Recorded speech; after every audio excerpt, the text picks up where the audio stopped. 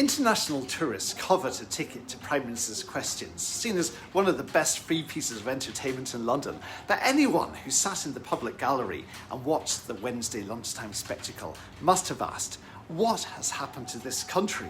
The sovereign's mace was in the usual position, but the overwhelming sense was that real power was elsewhere. It's no longer on the government front benches, but wherever Andy Burnham is choosing his new cabinet and plotting his first 100 days as Prime Minister. See, Keir Starmer was not in the chamber. He was away at NATO on one of his last acts as Prime Minister. And there's a huge irony here. If he hadn't lost the confidence of his Defence Secretary, there's a sliver of a chance he might have clung on to power. John Healey, the former MOD boss, the man who brought down the House of Starmer, didn't take a seat in the Commons. Instead, he stood at the door to the chamber, casting his gaze at cabinet ministers, many of whom will soon be moving out of their Whitehall offices. And it fell to Deputy Prime Minister David Lammy to play Starmer's substitute. He's a man who knows how to deliver a passionate speech, but he had the air of a man whose batteries are flat. Kemi Badenoch didn't deign to face him, but instead gave the task to Sir James Cleverly, her former leadership rival. Lammy couldn't resist quipping that Cleverly could, of course, be doing this job every week if he was better with numbers. And that jab is a reference to how Sir James didn't make it to the final two in the Tory leadership race. That was Robert Jenrick, who's now gone to a totally different other party. Well, Mr. Speaker, I'm delighted to welcome the Shadow Housing Secretary to the dispatch box. He, of course, could have been doing this job every week if he were better with numbers. He's the Foreign Secretary. He was the Foreign Secretary in government that botched Brexit, the Home Secretary in a government that decimated neighbourhood policing, and one of the shortest-serving education secretaries in our history. Now, he asks about a very serious issue, and every decision we have taken has been based on public safety and delivering justice for victims. Let's talk about the context. The last Labour government built 28,000 prison places. We're building 14,000 by 2031. We've already delivered 3,200. Under the Tories, they closed 23 prisons. 23. Gloucester closed. Shrewsbury closed. Portsmouth closed. Holloway closed. Northallerton closed. And what are they now? A block of flats. That's why we have to have an early release scheme. That's why we passed the Sentencing Act. And we're putting community powers locally to make sure that we protect the public.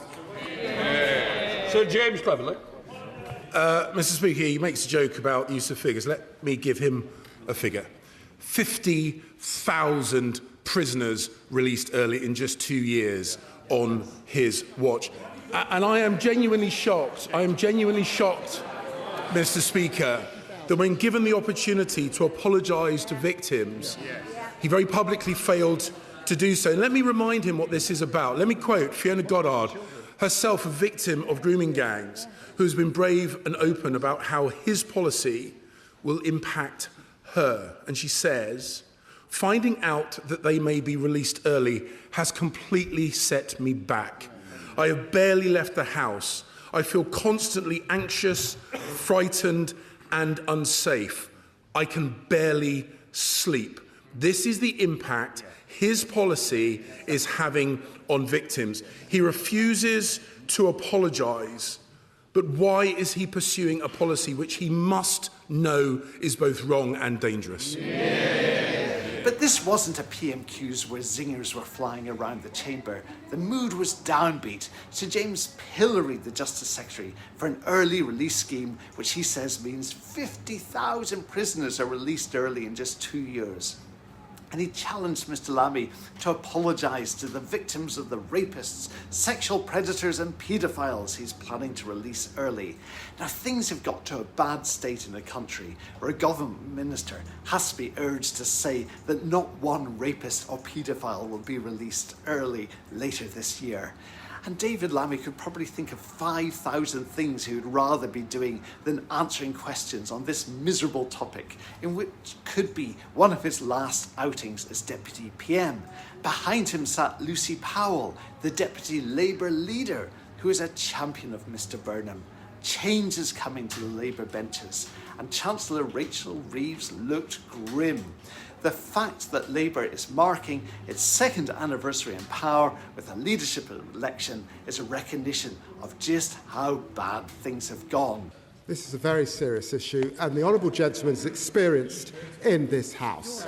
He knows that while he was Home Secretary, they had an early release scheme that set out 10,000 offenders, 10,000 under his... They had 6 schemes within a year. They had a scheme that they announced on the 6th of June 2023, another scheme on the 17th of October 2023, another scheme on the 8th of March 2024, another in April, another in May, another in June, all before the election, and that's why Rishi Sunak, it's rumoured, called the election in the first place. They left a system with just 83 empty cells. That's what the Justice Secretary previous to me inherited when she came into office. That's why we had to pass the sentencing scheme. He hasn't said what they would do now to fix the system. Of course we think of every victim. And that's why we're notifying victims in discussion with all victims.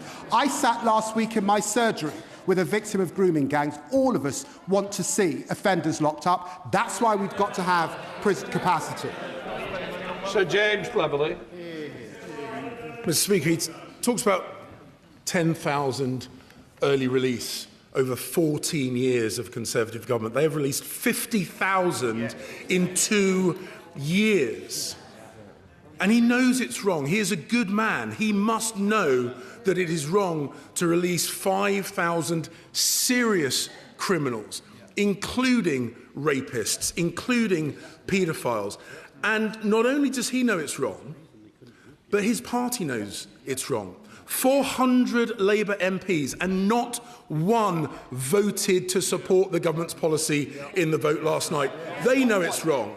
The country knows it's wrong, but he insists on pursuing it anyway. So if he the sense of real political action taking place far away from Westminster was heightened with the absence of Reform UK leader Nigel Farage. He's doubtless laying the groundwork for his by-election campaign in Clacton. But Lib Dem Deputy Leader Daisy Cooper made a plea for his bid to trigger a by-election to be blocked while his finances are scrutinised. Mr Lammy wants to use his remaining time and power to make a mark on history. He said that Hillsborough legislation to support the victims of disasters and their relatives is imminent. And he announced that Ruth Ellis, the last woman hanged in Britain, is being granted a posthumous conditional pardon. And family members sitting in the gallery were clearly delighted. It's a reminder that yes, government can do bold and important things that make a difference to people's lives. But the tourists filing out of the public gallery, they must have shaken their heads at the state of Britain's democracy.